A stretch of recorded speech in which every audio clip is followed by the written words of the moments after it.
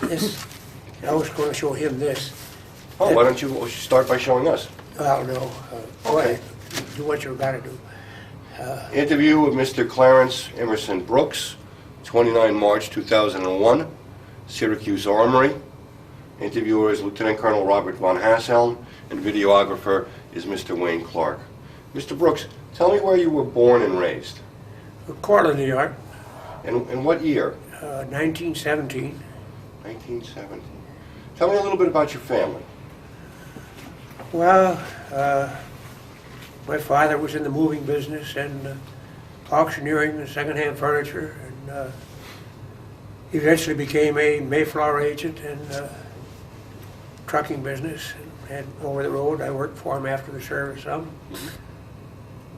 I lost my mother when she was only 48, just before I went in the service. And it probably prompted me to go in the service, because the family broke up.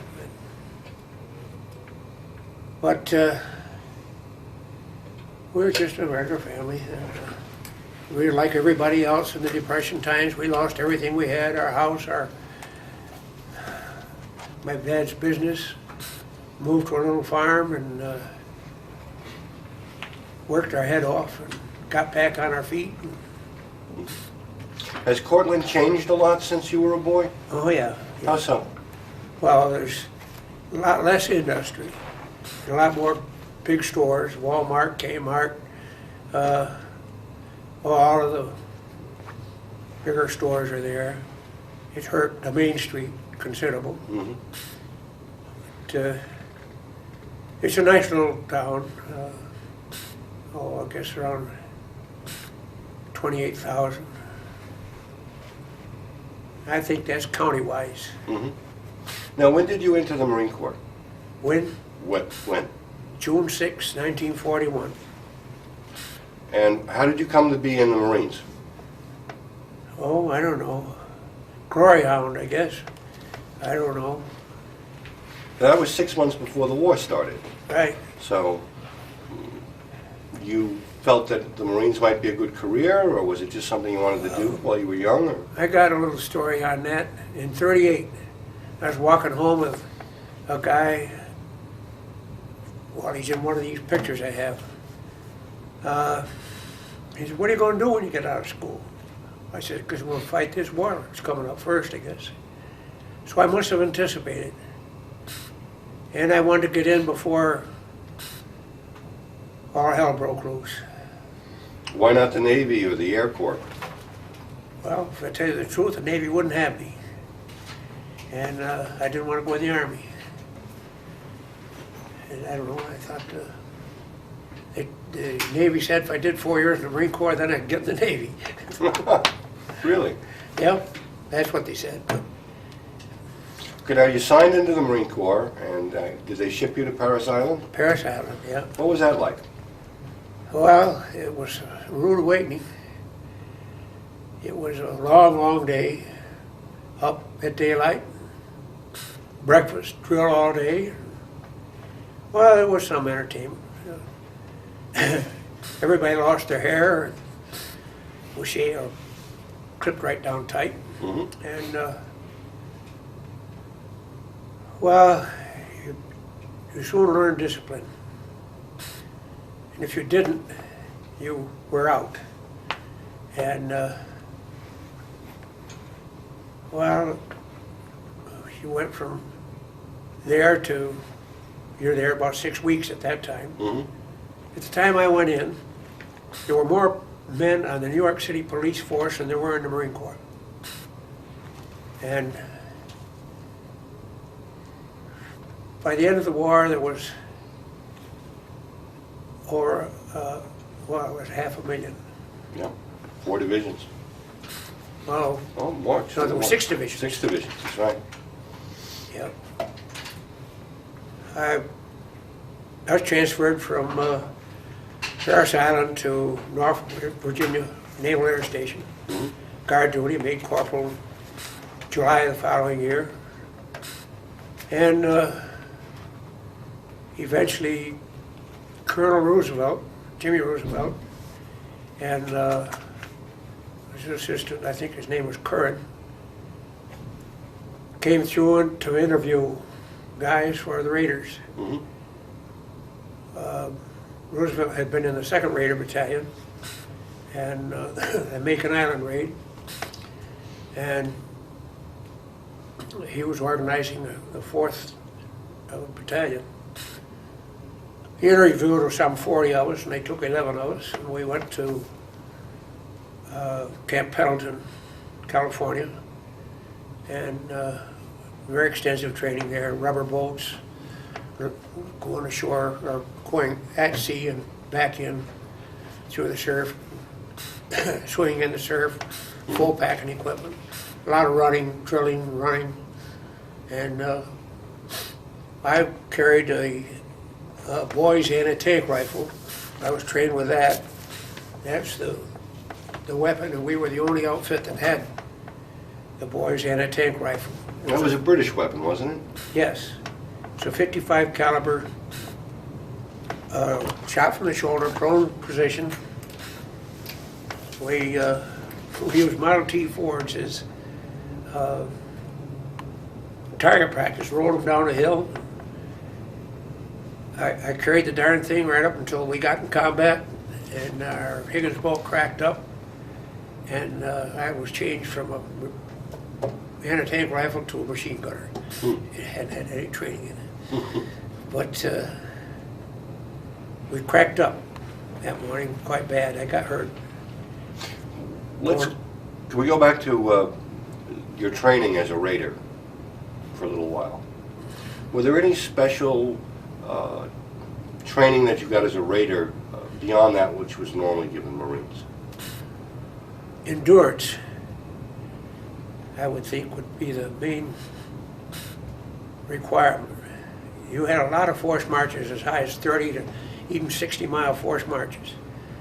And if you fell out, you were out. And, well, they would tolerate foot blisters and so forth, but as a general rule, there was a lot of fallouts, but there was an awful lot of them made it. And Any training in special weapons, such fighting knives, or? yeah, there was. We had some special equipment, and stilettos, and I have pictures of those in the book here. And the officers had Bowie knives, and they were very handy when you're in the jungle trying to get through. Mm-hmm. The stiletto didn't hold up too good. They were brittle, broke. Was that a Fairbairn fighting knife? The British knife? The stiletto? No, no. It was an imitation Mm-hmm. of, well, they're special forces. Mm-hmm. I can't think of what I say. The commandos? Pardon? Was it like an English commando knife? Yeah, yeah. The Bowie knife was after, was a big knife, about that long, wide blade, stag bone handle, brass hand guards, and so forth. I had one, because an officer lost it. I didn't steal it, he lost it. And nobody ever claimed it. I didn't look too hard to find it. Mm-hmm. But it saved my life as far as that goes. And, well, I'd be going ahead in a combat fight. But How was the relationship between officers and enlisted men in the Raider Battalion? it was great. Was it different than in the regular Marines? Well, it depends. There were some of them that were God Almighty themselves. One in particular that was on my butt every minute. Mm-hmm. And eventually I transferred out. But it was after combat and so forth. I just, I couldn't do anything right, no matter how hard I tried. But in general, they were very good. Roosevelt himself was just like one of the guys. Tell me about Colonel Roosevelt.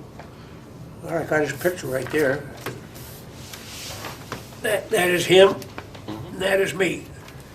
Yeah, that's Colonel Roosevelt, Yep. and that's you? Well, I believe so.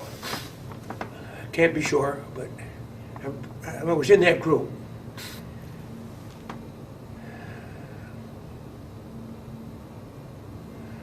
But, Okay. well, this is the weapon. Now, I know Colonel Carlson made a big thing out of gung-ho and the Chinese methods. So did Roosevelt. Did he? Yeah, work together was what gung-ho meant. Mm-hmm. It was a Chinese phrase. And Carlson had been in China and worked with the Chinese and armed forces, I believe. So what did you think of that when they were telling you about all that? Did it make sense, or did you figure out it's just... Well, at that point, you were just gullible enough to believe everything they told you. And at least I did. Anything else in particular you remember about your radar training that, stands out in your mind? Well, I can remember one forced march where we'd been out to the ocean and had full packing equipment with rubber boat landings. And then we had a forced march 6 miles back. We made it in 43 minutes. It's quite a clip. Yes, it is. But there was no inside showers. If you wanted to shower, there was a bunch of pipes on the side hill that sprayed cold water, and nights there were frost on the ground, even if we were in Southern California. That time of year, if you wore your helmet at night, you covered up, I did, with everything I had. And just to keep warm. But they were a good group of guys.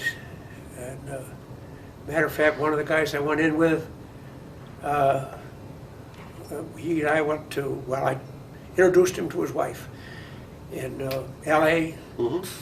He's since died. I got a Christmas card from his widow this year. Oh. And but we have, there's a bond, I think, with the Marines that a lot of the forces don't have. I think it was stronger in World War II than it was in Nam or Korea.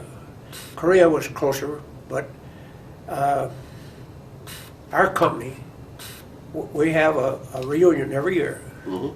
The division has a reunion, and we used to have a separate company reunion, Madison, Wisconsin. And that we've had to give up.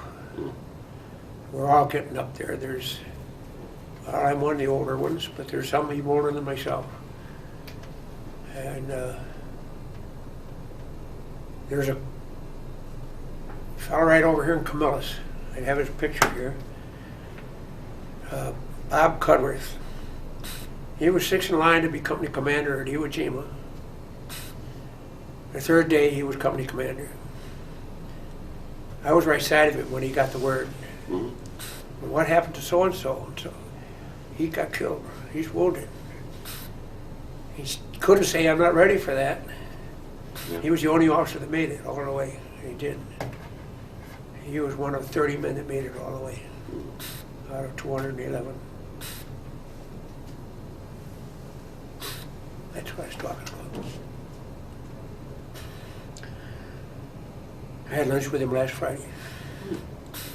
And we have the two of us once a month, sometimes twice a month for lunch. And I had some fairly serious surgery. He took me to his house, kept me for a week for recovery. That's the kind of guy he is. I was in the Veterans Hospital for 3 months, November through to February. He was there every day about 8. And that's how strong a bond we seem to have. Now tell me, after training, you deployed. Where did you go? Well, we went aboard the SS President Polk, where we had quite a initiation as we went across the equator, and got paddled and had to kiss the royal baby and the Mhm. queen's foot and thrown in the swimming pool. And every time you came up, they asked you if you were a shellback or a tadpole. It didn't matter what you said, you got dunked again. Mhm. But we went to Espiritu Santos and the New Hebrides, and we stayed aboard ship for a day or two. Our company stole the piano off of the ship and took it ashore. Our chaplain got the captain of the ship out of sight for a little while, and we carried the piano down the gangplank and put it on a Higgins boat, and a 3rd Raider Battalion was ashore there. But the chaplain was held prisoner aboard ship until the piano came back, so he had to give it back. But the chaplain was Redmond, very famous chaplain with the Raiders. Mhm. And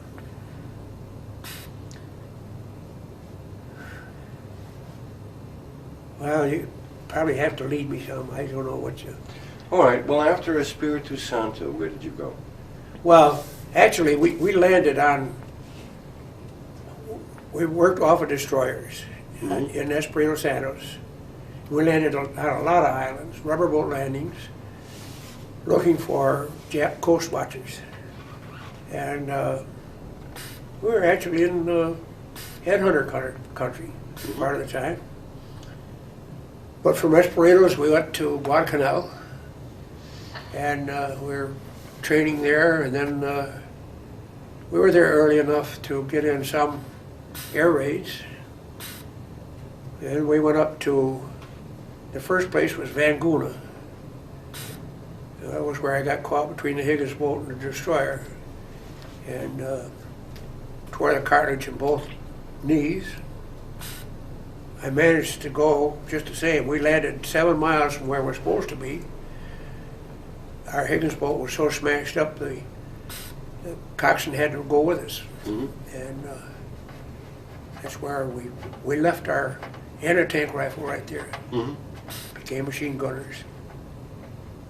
It was 14 miles to where we hit the enemy, but we still took them by surprise, and we wiped them out. And from there, we went to another little island called Guadalcanal, and we chased what Japs were there off. We heard we never saw them, but we waded in water clear to our hips on the island itself, Mhm. rainforest, and quite tiring. But we did hear them get away with their barge. And then we went back to Vanguna, and then up back to the canal. And we were there for a fairly short time. And we went up to New Georgia itself, for the Battle of Bairoko Harbor, and we got the heck kicked out of us there. We were supposed to be hitting between 400 and 500 Japs, and we hit between 4,000 and 5,000. Mhm. And we did get whipped pretty bad. And well, we stayed right there. We were there 40 days. And had 1 pancake a day to eat. Mhm. I went from 215 to 153. And How come the food was so scarce? well, there was too many ships that were sunk in the slip between the Culamagara, island of Culamagara and New Georgia. They couldn't get a ship through there to us. And when they tried to parachute them, the parachutes would be hung up in the trees so high we couldn't get to them. Mhm. The only thing we could get down was flour and sugar. That was heavy enough that we could. And we even ate lizards' tails. And I'm not putting it on. But almost every man was sick. It was yellow or typhoid and malaria, and a good friend of mine got, I'm not sure whether it was typhoid or one of the fevers. It was not malaria. And I know he and I both got out of the hospital at the same time in down in New Cal. And our outfit had gone to New Zealand for a rest. And then when we got out of the hospital, they sent us down to join them. And got down there, they were just leaving. I don't know whether you want to quote it or not, but Walker and I got in a blackjack game. One of us dealt, the other one banked. Mm-hmm. We had enough money, but hardly carried away when we got out of there. We had 26 days of liberty. 72 a 5-day, or 72 a 5-day, or what have you, for 26 days. Well, we were pretty weak, because we'd both been in the hospital and been in that campaign, but the outfit had gone back to New Cal, and they'd been training for a month before we got back there. And I couldn't keep up. I was just, my condition was so bad. The officer wanted to know what was the matter, and I said, I stopped the rest. Well, he put me on report. And called me up for office hours, and well, they said, what do you want to do? You want to become a truck driver or what? And I said, no, you transfer me right out of this outfit. And they did. To an R&R center where I was supposed to be transferred to light duty because of my knee injury. Mm-hmm. So they sent me to the infantry with the 3rd Marine Division. I was with them about 10 or 11 days, and I couldn't walk. Every time I get in that rainforest, step on a root, my knee would go out. And I had knee surgery there in Guadalcanal. And at that time, those knees were just experimental. Mm-hmm. But it was February when I went there in the hospital. It was May before I got back to my outfit. In the meantime, they had been to Bougainville and come back. They come back about the time I got there. Mm-hmm. And I was still on limited duty. So we're getting ready to go to Guam, and they left me in the rear echelon. And I had an experience at that I don't know whether... Please tell us. Pardon? Tell us. Well, the officers had sent back to the States for liquor, pooled their resources, Mm-hmm. and they got a truckload. Well, they had pretty good guard on it in rear echelon. But they got a pontoon barge section. They torched a hole in the top of it, or side of it actually, and but then they turned it up on so they could lower it into the thing. And it was 115 degrees outside. Well, inside of that thing was much worse, but I was inside of it, storing liquor. And Carton came in with it rained on, and I got a pint of rum in my sock and tied it in with my handkerchief. Got out of there with it, and the boys see what was going on, and they let me back in and out of there quite fast. I got 5 pints before I was through and shared it with them. Mm-hmm. Started down the company street afterwards, and Lieutenant A. Brooks, well, I didn't hardly dare turn around. I had a pint in each sock. I was afraid they'd clink. Well, I went back. He handed me a pitcher of orange drink, Says, here, you guys can use this probably better than we can. Mhm. He knew what was going on. Sure. And didn't blame us an iota, I believe. No. But, it was pretty well thought of after that. And rear echelon wasn't near as bad as you might think it was. No. We rolled up tents and we prepared everything for moving to Guam. Mhm. I went up to Guam. And the main thing that happened to Guam, that we went on a lot of patrols. We did run out of Japs on patrols. We did a division patrol all across the north end of the island, which was mountainous and jungle. And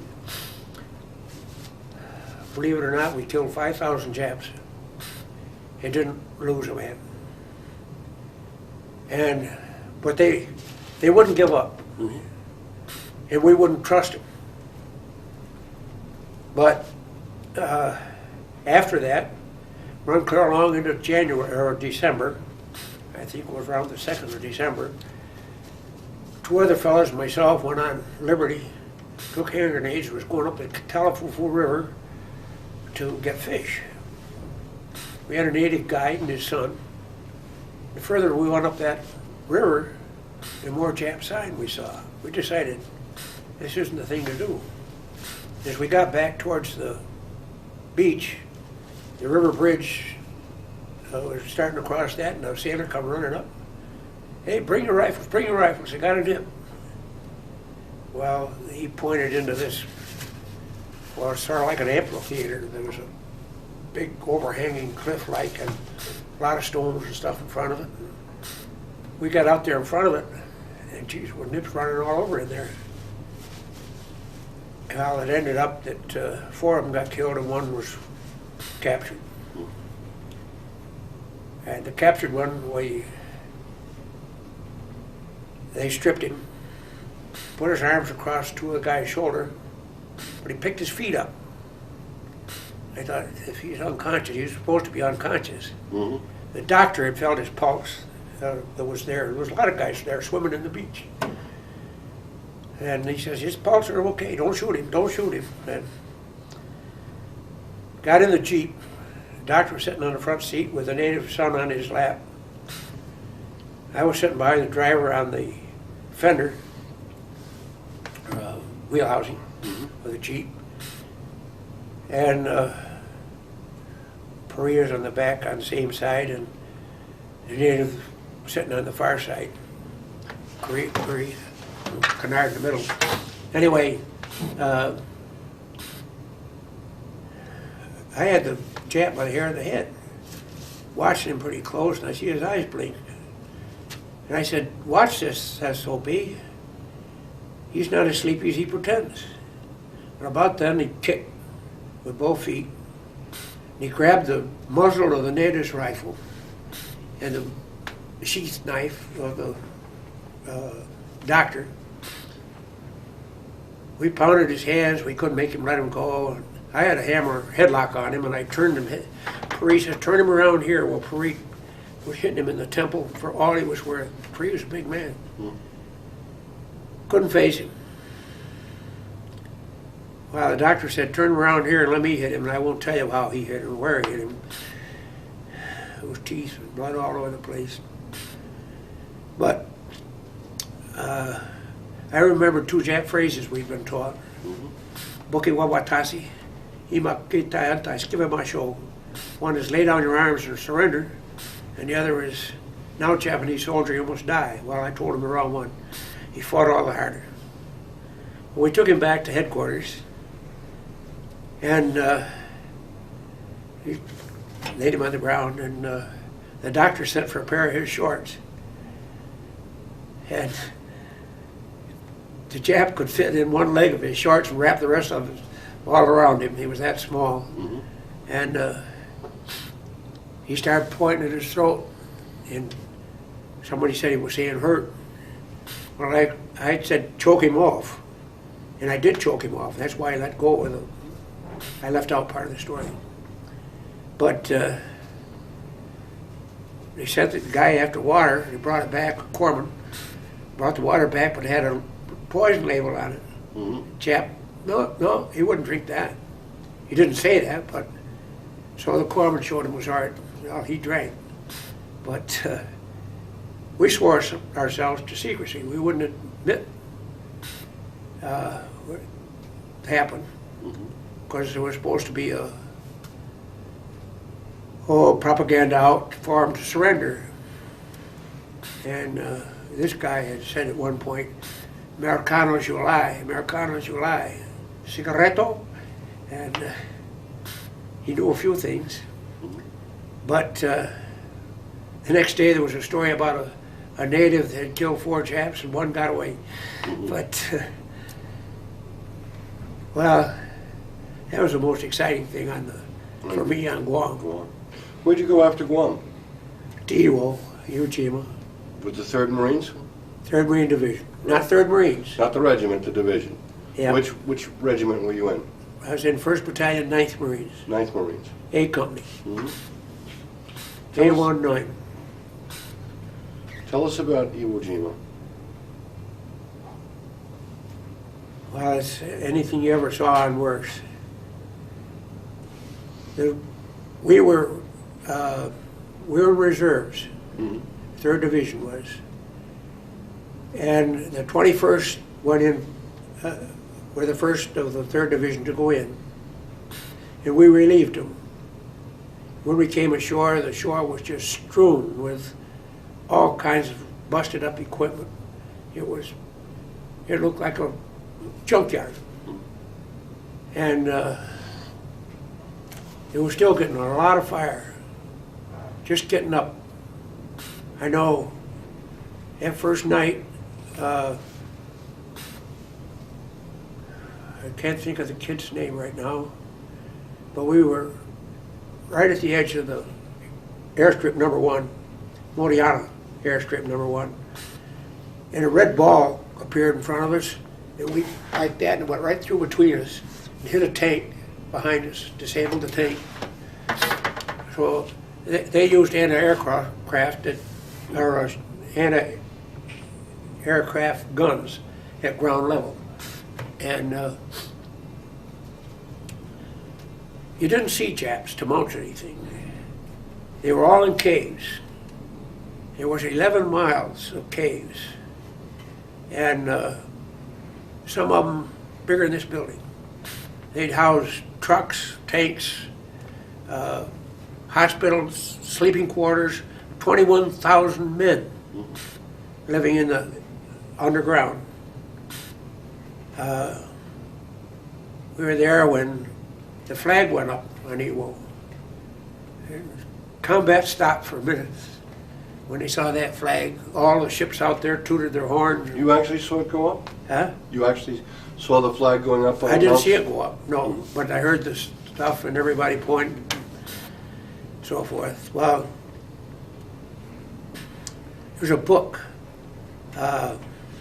Flags of Our Fathers by Bradley. You may have read it. Yes. And he did a pretty good job.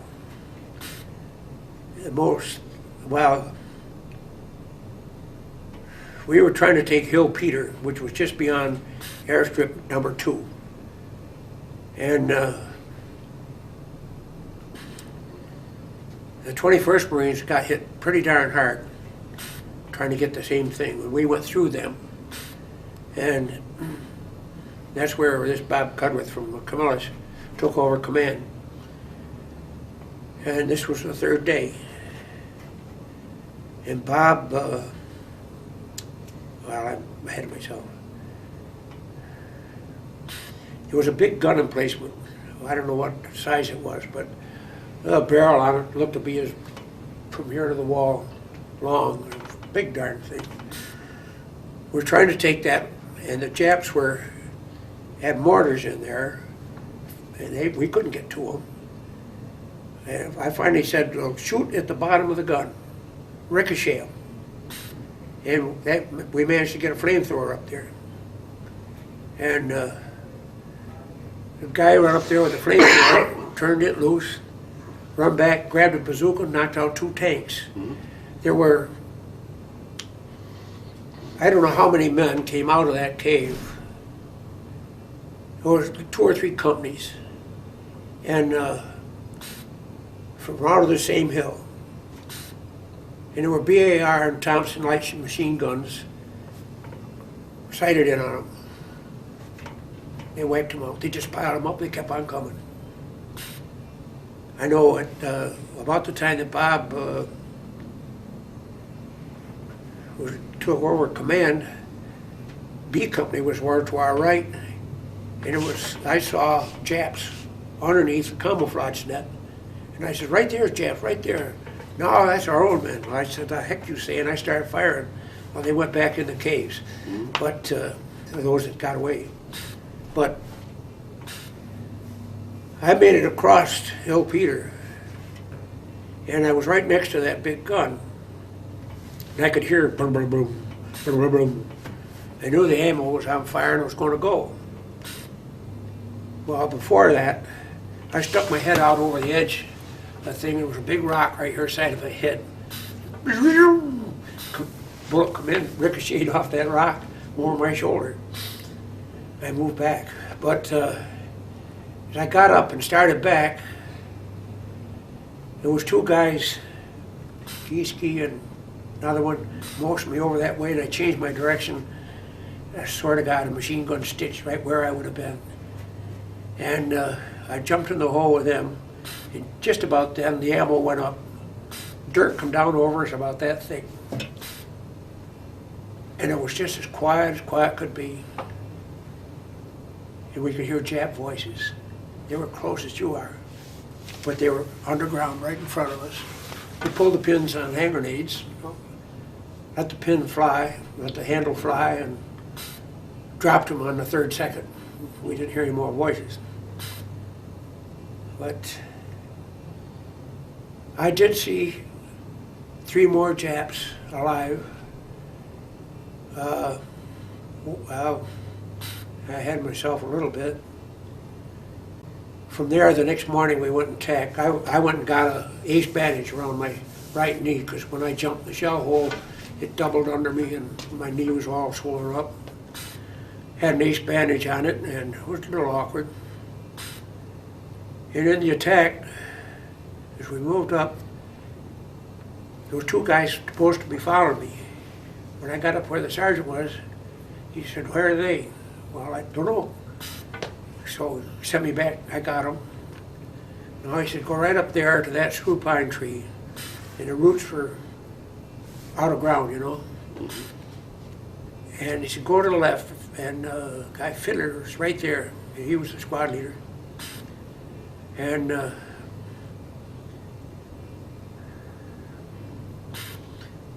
shut it off there. We're just about out of the tape.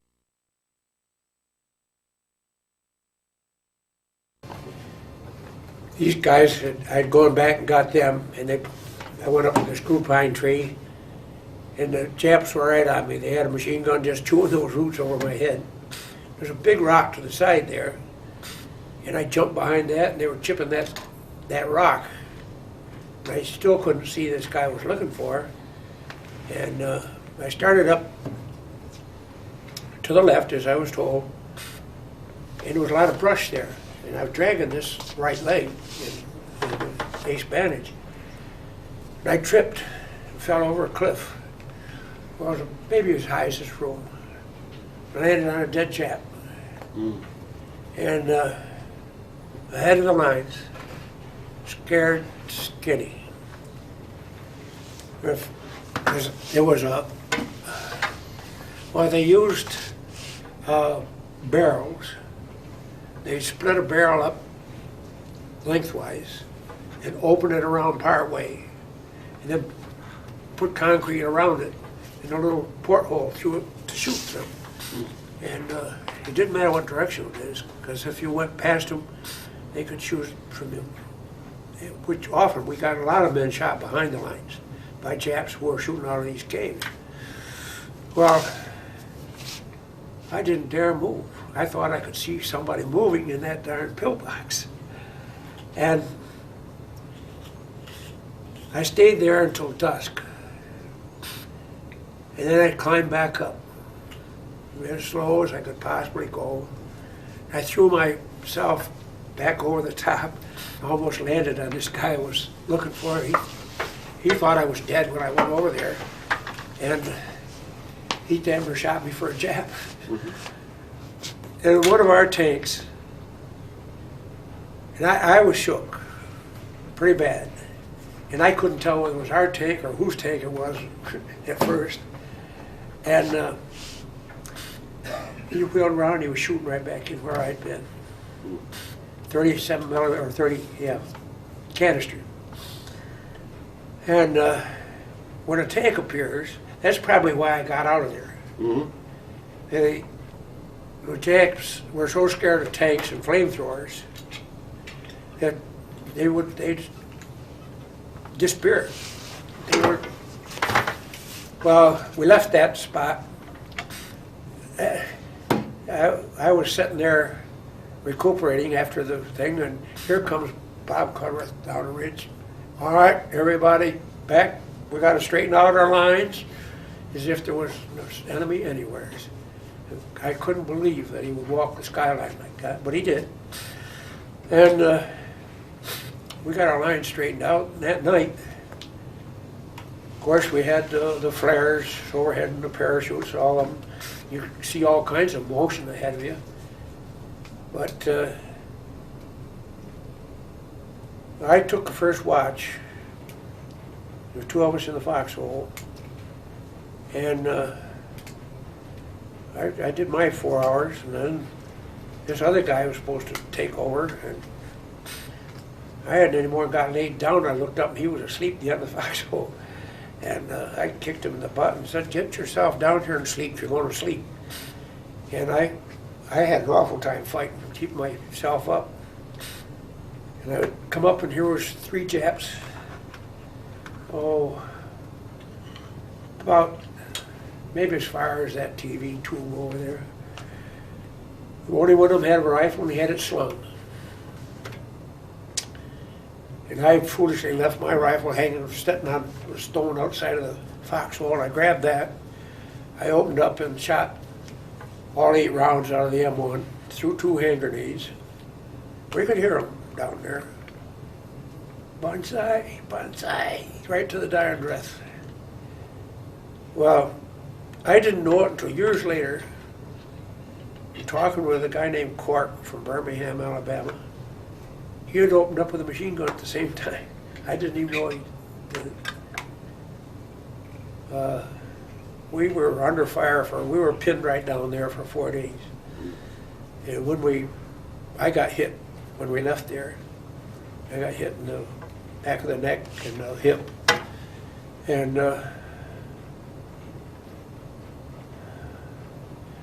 well, I just thought I'd go back to sick bay, and didn't know how bad this was on my neck. We had a guy behind me that he got hit in the neck and he wouldn't go back to sick bay, and he turned his head just right and killed him. There was shrapnel in there and cut his jugular. But I went back to sick bay or aid station. They put me in a Jeep and sent me back down to the headquarters. And Corporal down there asked me, he says, "Can I have your cartridge belt?" And I said, "Sure." I took it off. I didn't know I'd been hit in the hip until then. I had one of those galvanized canteen cups that was smashed to smithereens on my hip. If it hadn't been for that thing, I would never would have walked away from there. I'd be there yet somewhere. But they put me aboard a aircraft and was flown to Guam. And I had heard before I left that this guy Cork was completely paralyzed. And I got down in the hospital in Guam, and there was an ambulance come in, another load of guys, later in the day, quite a bit. And this guy just blacker than ace of spades. He was white, but he's that sand, dirt. "That you, Corp?" And Chief was sitting on the edge of his bed talking. There was a guy right here from Warner's Corners, which is right close here. And I visited with him, and I foolishly laid back on the bed. Super nurse came by. Two in a bunk? What are you doing, two in a bunk? There's a law against that. We could have both killed her. We'd both been in foxholes, and two of us at least in the foxhole, sometimes three. But I've gone through it pretty fast as far as... Well, tell us, after you were in the hospital in Guam, what happened then? Were you evacuated back to the United States? I was evacuated to Hawaii. And en route, I went up to the cabin. I was going to have a cigarette. And here's a guy pumping like heck. There was a break in the hydraulic system. They couldn't get the wheels down. And they ganked me back there swarming.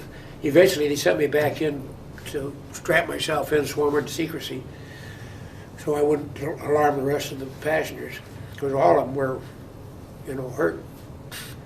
Anyway, they did get the wheels down, but they couldn't be sure they were locked. And as we landed, there was ambulances and fire trucks out there, seemed like a half mile on both sides.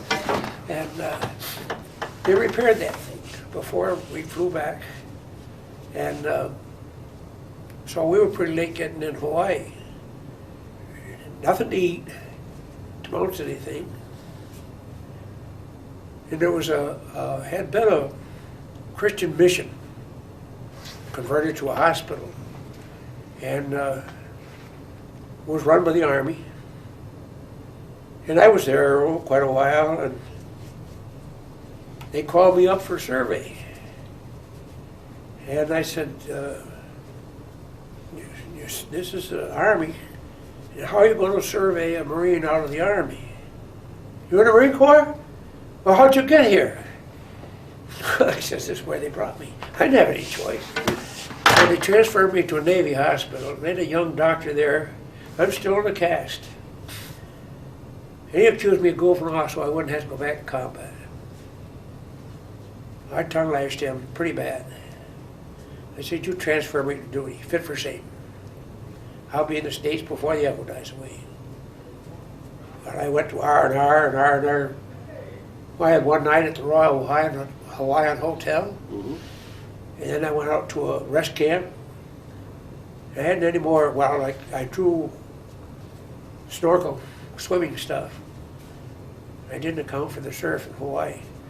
Boy, I had a heck of a time getting back to dry land. When I walk up on the beach, PA system says, Corporal C. Brooks, report to headquarters immediately for disembarkation to the United States. Well, they took me back, put me on the hospital ship Rixie. I went to San Francisco, and they boarded a train there, and went down to San Diego, and because of we were quarantined for 10 days. And I had this guy that was in the hospital at the same time says, you go ahead, get evacuated, I'm going back to the outfit and I'll beat you home. Well, he was in the States when I got there. And we've been good friends, and I talk with him often. Now tell me what happened to you after the war.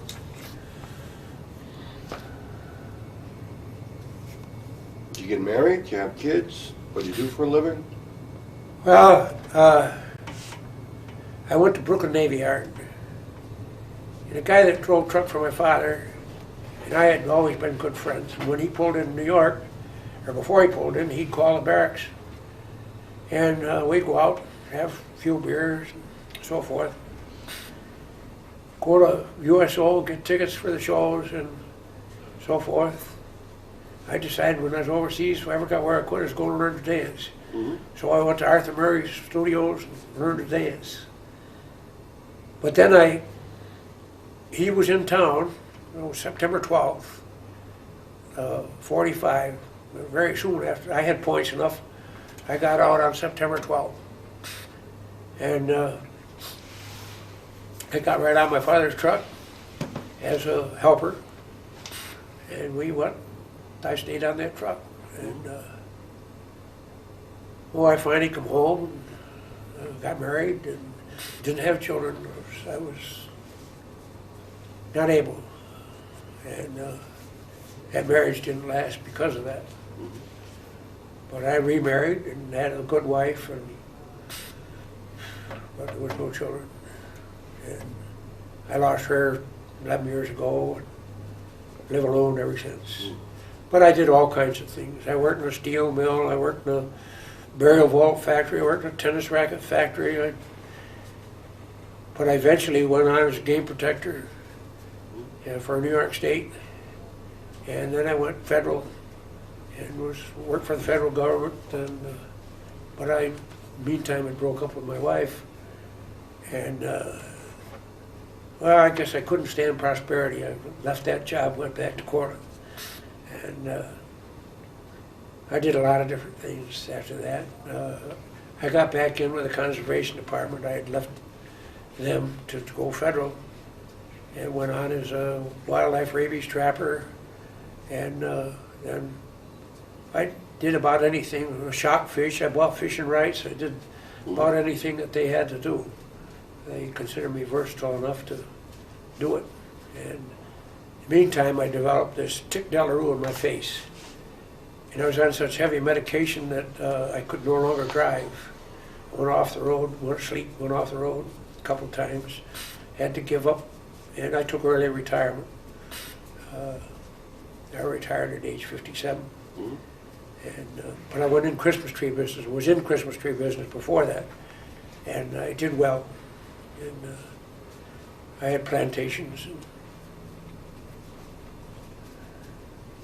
rather varied life, but quite enjoyable.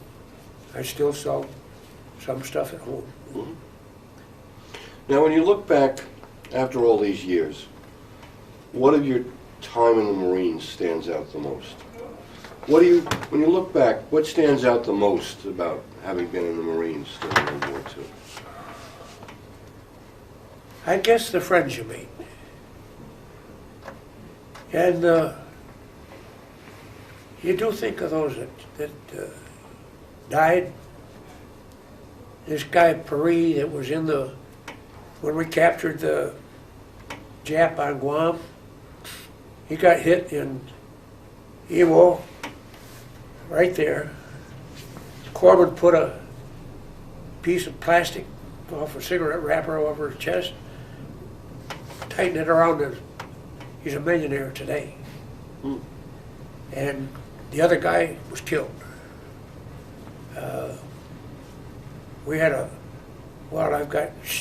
I got a stack of stuff this high home out of archives. It gives everybody in our company or anybody in our regiment who was killed or wounded or made it through in Iwo Jima. And I've got a lot of records, a lot of stuff at home, besides what I brought up here. I brought a lot of stuff up, but probably preference. But Are you proud of the time you spent in the Marines? Are you proud of the time you spent in the Marines? oh yeah. I liked it in general. There was things about it I didn't like, of course. One particular officer that one officer can ruin a career, because I was thinking of 20-year man. But that experience finished me as far as 20 years, 30 years. We had one guy, I got a picture of him here, was in all Korea, or he was in World War II, prisoner of war in Korea for 3 years, and in Vietnam, 2 stints, a full-blooded Indian. He's died since. Cipriano Blas from Arizona. He lost one leg from sugar, and they want to take the other leg off. And he died the day before from heart I got a picture up there. Was there anything in these materials that you wanted to show us on the tape?